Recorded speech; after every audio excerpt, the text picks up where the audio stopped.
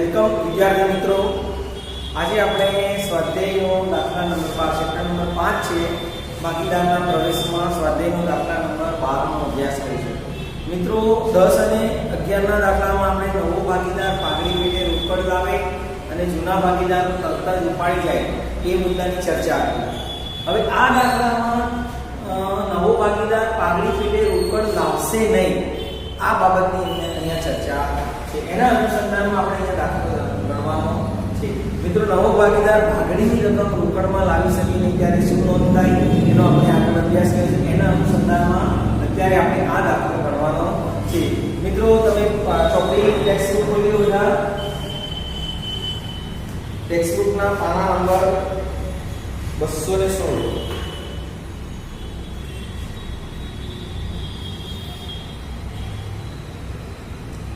ટેક્સ્ટબુકના પાના નંબર 210 પર જો PQR 3/2 ના પ્રમાણમાં નુકસાન વેચતા ભાગીદારો છે 31/3/16 ના રોજની પાકું સરળ તમને આપેલું છે, હવાલા આપે છે।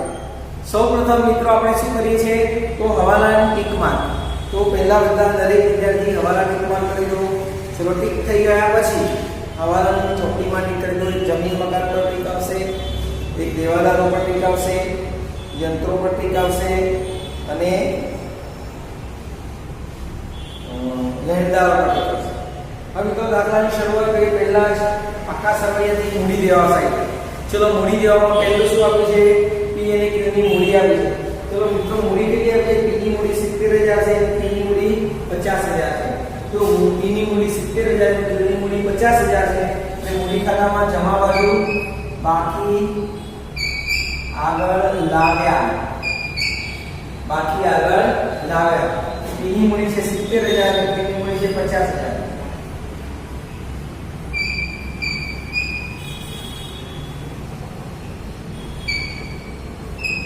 चलो બંને ભાગીદારની મૂડી લખી ગઈ મિત્રો। હવે ધ્યાન આપો પ્રોવિડન્ટ ફંડ મૂડી દેવા વાળો છે તો પ્રોવિડન્ટ ફંડ એમાં હવાલા સીધા બહાર મૂકી દઈશું। પ્રોવિડન્ટ ફંડ છે મિત્રો 18000। ત્યારબાદ છે લેણદારો છે 22000। હવાલો છે ઇલેક્ટ્રોનમાં લખીશું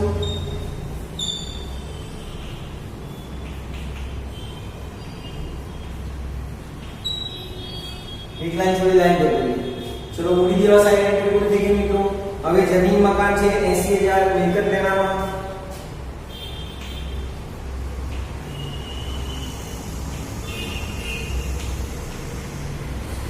જમીન મકાન 80000। ત્યારબાદ છે દેવાદારો 22000।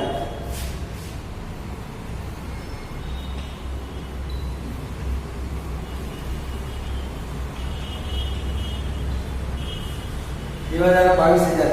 ત્યારબાદ છે કારખાનામાં અત્યારે નોંધ નહીં કરી મિત્રો। પછી સ્ટોક છે 36000।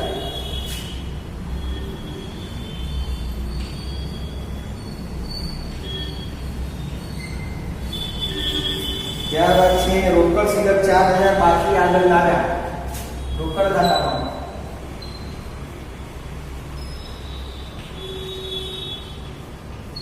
બાકી આગળ લાવ્યા 4000। ત્યારબાદ છે પાઘડી। જો મિત્રો ચોપડે પાઘડી આપી હોય તો 20000 પાઘડી જૂના ભાગીદારો છે જૂના પ્રમાણમાં વેચી દેવાની ભાગીદારના મૂડી ખાતામાં। તો ભાગીદારનું જૂનું પ્રમાણ કયું છે મિત્રો તો જૂનું પ્રમાણ છે 3/2। તો પાઘડી છે 20000 છે 3/2 માં વેચી દઈશું મિત્રો। તો 20000 ને 3/2 માં વેચતા 12000 અને 8000।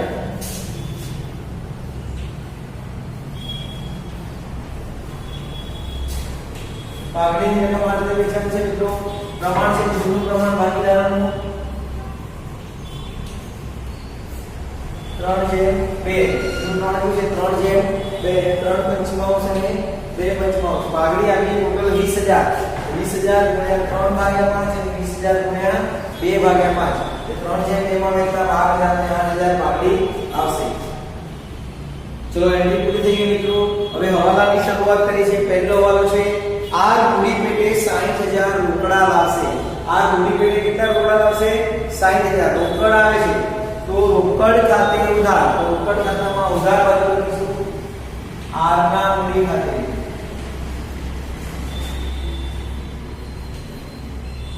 રોકડ ખાતામાં ઉધાર બાજુ લખીશું R ના મૂડી ખાતે અને R ના મૂડી ખાતામાં જમા કરીશું 60000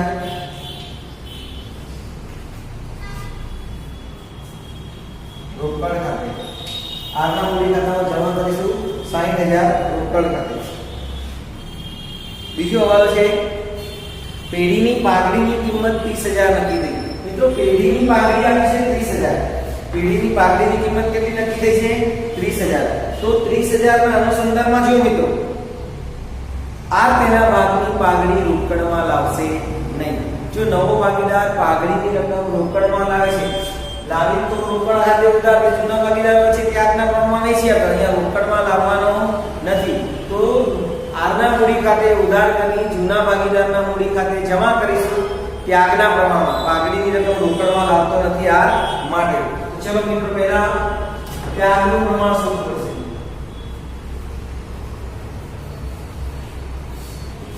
ત્યાગનું પ્રમાણ શોધવા માટે ધ્યાન રાખો મિત્રો, અમે તમને નવું પ્રમાણ આપ્યું છે. નવું પ્રમાણ આપ્યું તમને છે કેટલું છે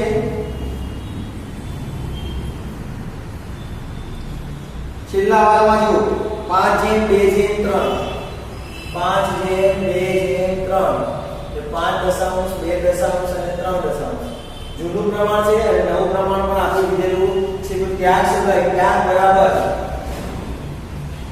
જૂનો ભાગ માઈનસ નવો ભાગ. ત્યાગ બરાબર જૂનો ભાગ માઈનસ નવો ભાગ. મિત્રો ત્યાગ આપણે જૂના ભાગીદારોનો શોધવાનો છે. તો પહેલો કોણ છે P. તો P નો ત્યાગ બરાબર જૂનો ભાગ છે એટલે P નો 3/5 માઈનસ નવો ભાગ P નો કેટલો છે? તો નવો ભાગ છે 5 દશાંશ.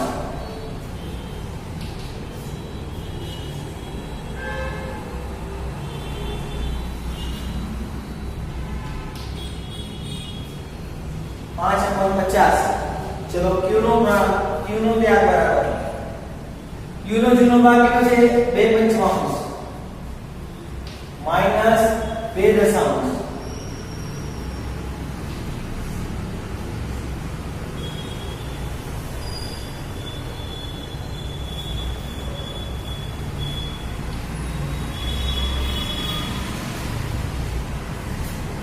પ્રમાણ હશે 5/10 5/10 5 50 અંશ અને 10 50 અંશ એટલે 5/10 એટલે 5 × 5 અને 5 × 10. તો ત્યાગનું પ્રમાણ આવ્યું 1/2. ત્યાગનું પ્રમાણ મિત્રો કેટલું આવ્યું 1/2. હવે જુઓ મિત્રો નવો ભાગીદાર પાઘડીની રકમ રોકડમાં લાવતો નથી. નવો ભાગીદાર પાઘડીની રકમ રોકડમાં લાવતો નથી માટે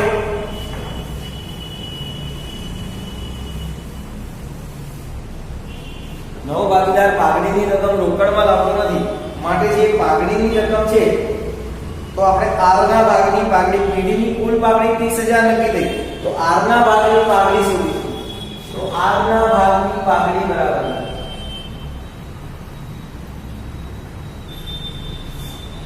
કુલ પાઘડી 30000 થઈ. નવા પ્રમાણમાં R નો ભાગ કેટલો છે? તો નવું પ્રમાણ હતું મિત્રો 5/2/3 એટલે 3 દશાંશ.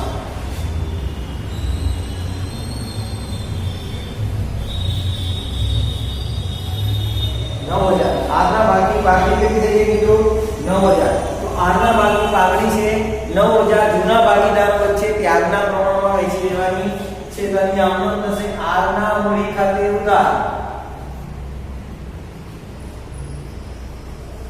R ના મૂડી ખાતે ઉધાર 9000 તે P ના મૂડી ખાતે તે Q ના મૂડી ખાતે. चलो जो R ના મૂડી ખાતે ઉધાર 9000 છે 1/2 ના પ્રમાણમાં વહેંચતા. મિત્રો 1/2 ના પ્રમાણમાં વહેંચતા 3/6 અને 2/6 3000 અને 6000 કયા પ્રમાણમાં છે? 1/3 અને 2/3. 1/2 ના પ્રમાણમાં વહેંચ્યા. પાઘડીની રકમ કયા પ્રમાણમાં વહેંચી? 1/2 માં. તો 3000 અને 6000 બંને ભાગીદારો વચ્ચે વહેંચ્યા. R ના મૂડી ખાતામાં ઉધાર કરવાના છે 9000 અને P અને મૂડી ખાતામાં જમા કરવાના છે. ચલો P ના મૂડી ખાતે જમા કેટલા? 3000. Q ના મૂડી ખાતે જમા 6000 અને વિગતમાં લખવાનું R ના મૂડી ખાતે. આ બંનેમાં જમા થઈ ગયા. R ના મૂડી ખાતામાં ઉધાર કરવાના 3000 કોના છે? તો P ના મૂડી ખાતે. અને 6000 કોના છે? તો Q ના મૂડી ખાતે. ધ્યાન રાખજો મિત્રો, જો P ના મૂડી ખાતે ઉધાર 9000, P ના મૂડી ખાતે R ના મૂડી ખાતે ઉધાર કેટલા કરવાના છે? 9000. તો R ના મૂડી ખાતે ઉધાર 9000 થઈ ગયા મિત્રો. 3000 ને 6000, એમાં 3000 કોના હતા? P ના, અને 6000 કોના હતા? Q ના. R ના એ P ના મૂડી ખાતે, એ Q ના મૂડી ખાતે. P ના મૂડી ખાતામાં જમા, Q ના મૂડી ખાતામાં જમા, અને વિગતમાં R ના મૂડી ખાતે. એટલે ધ્યાન રાખજો મિત્રો, નવો ભાગીદાર પાઘડીની રકમ રોકડમાં લાવી શકે તેમ ન હોય ત્યારે નવા ભાગીદારના મૂડી ખાતે ઉધાર કરી જૂના ભાગીદારના મૂડી ખાતે ત્યાગના પ્રમાણમાં જમા કરવો. બરાબર. નવો ભાગીદાર પાઘડીની રકમ રોકડમાં લાવી શકે તેમ ન હોય ત્યારે જૂના ભાગીદારના મૂડી ખાતે ત્યાગના પ્રમાણમાં જમા થાય. જૂના ભાગીદારના મૂડી ખાતે ત્યાગના પ્રમાણમાં જમા થાય અને આ નવા ભાગીદારના મૂડી ખાતે ઉધાર થાય. ચલો, પાઘડીનો પોઈન્ટ થઈ ગયો મિત્રો. હવે આગળ જઈએ. 4 નંબરનો સવાલ છે, જમીન મકાનની કિંમત 90000 ગણી. ચલો જુઓ મિત્રો, જમીન મકાન કેટલા આપ્યા છે? 80000 ના આપ્યા છે. 90000 ગણવાના. એનો મીનિંગ થાય 10000 નો વધારો. તો વધારો પ્લસ થાય, પ્લસ વધારો.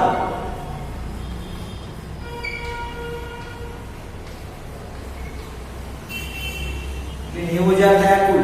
વધારો 10000 પૂર્ણ મૂલ્યાંકનમાં જમા બાજુ જમીન મકાન ખાતે.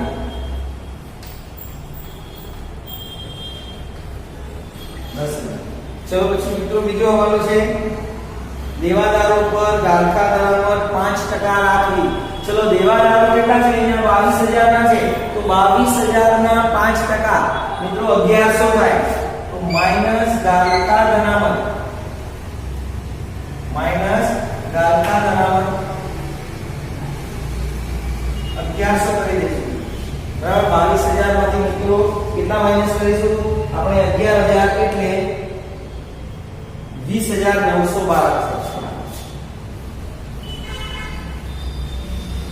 22000 માંથી 1100 માઈનસ કરો તો કેટલા આવશે? 20900. હવે ગાળખા અનામત જૂની કેટલી હતી મિત્રો? ચોપડીમાં તમને જો આપી છે તો જૂની ગાળખા અનામત હતી 2000. કેટલી હતી? 2000. નવી કેટલી થઈ? 1100. એટલે ગાળખા અનામતમાં ઘટાડો થયો મિત્રો. જો ગાળખા અનામતમાં ઘટાડો થાય તો ફાયદો થાય પુનઃ મૂલ્યાંકનમાં જમા બાજુ લખવાનો. કેટલો ઘટાડો થયો? જૂની 2000 ની નવી 1100 ની થઈ, એનો મીનિંગ 900 નો ઘટાડો થયો. ઘટાડો પુનઃ મૂલ્યાંકનમાં જમા બાજુ.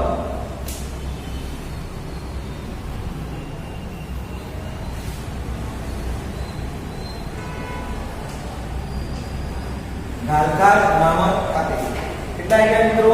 900. ચલો પછી આગળ જોઈએ મિત્રો. સ્ટોકની કિંમતમાં 400 નો ઘટાડો કરવો. 400 નો ઘટાડો કરે તો સ્ટોક માઈનસ ઘટાડો 400 35600. મિત્રો ઘટાડો પુનઃ મૂલ્યાંકન ખાતાની ઉધાર બાજુ આવે. 400 સ્ટોક ખાતે.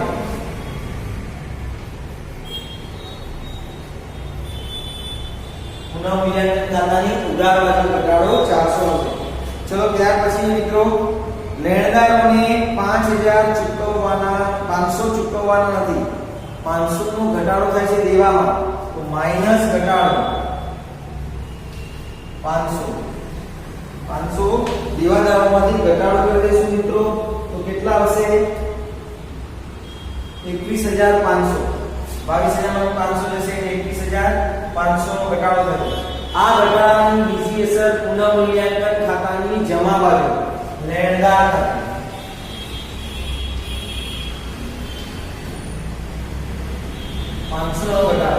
ચલો ત્યારબાદ મિત્રો જુઓ, નવા અક્ષરનું નવું પ્રમાણ આવી બધા એન્ટ્રી બધા હવાલા પૂર્ણ થઈ ગયા છે. હવે વાત આવશે ટોટલની. ચલો મિત્રો પહેલા પુનઃ મૂલ્યાંકન ખાતાનો સરવાળો કરીશું. ચલો પુનઃ મૂલ્યાંકન ખાતાનો જમા બાજુનો સરવાળો છે મિત્રો 11400. 11400 તો ઉધાર સાઈડ મૂકી દઈશું 11400 માંથી 400 માઈનસ થશે એટલે 11000 નફો આવશે. 11000 નફો ભાગીદારો વચ્ચે 3/2 ના પ્રમાણમાં હોય છે જૂના પ્રમાણમાં. તો 11000 ને જૂના પ્રમાણમાં છે તો P અને Q વચ્ચે બરાબર 3/2 ના પ્રમાણમાં વેચવાના છે. તો P અને Q વચ્ચે વહેતા 6600 અને 4400 કયા પ્રમાણમાં વેચ્યા 6600 અને 4400 આ 3/2 ના પ્રમાણમાં વેચતા.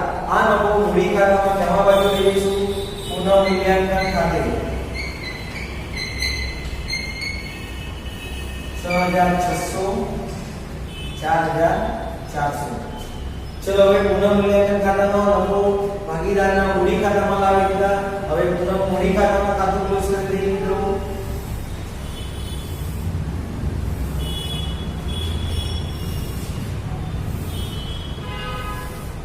ચલો પહેલા P નો સરવાળો કરીશું.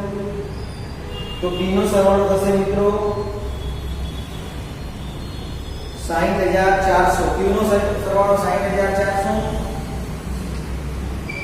આનો 60000 આનો 79600. ત્રણેયનો સરવાળો થઈ ગયો મિત્રો. કેટલો આવ્યો? ચલો એમાં આ SI મૂકી 79600 60400 અને 60000.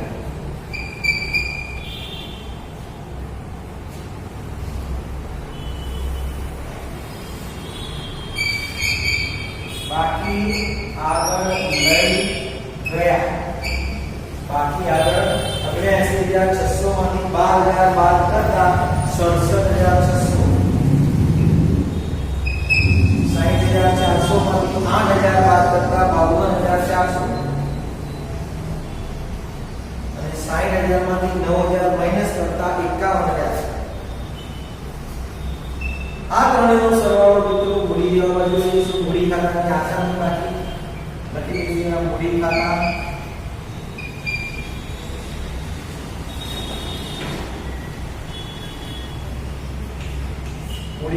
P Q N R. चलो P ની મૂડી કેટલી 67600, Q ની જે 52400, R ની મૂડી છે 51000. આ ત્રણેયનો સરવાળો મિત્રો કેટલો થશે? તો 1,71,000. અને પાકા સરવૈયાનો સરવાળો કરતા પહેલા આપણે રોકડ ખાતું ક્લોઝ કરી લઈશું. રોકડ ખાતું છે 64000.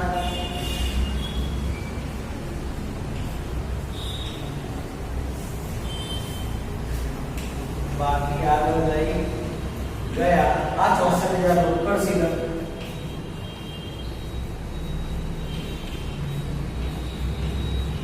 ચલો બંને બાજુનો સરવાળો કરી નાખશો મિત્રો.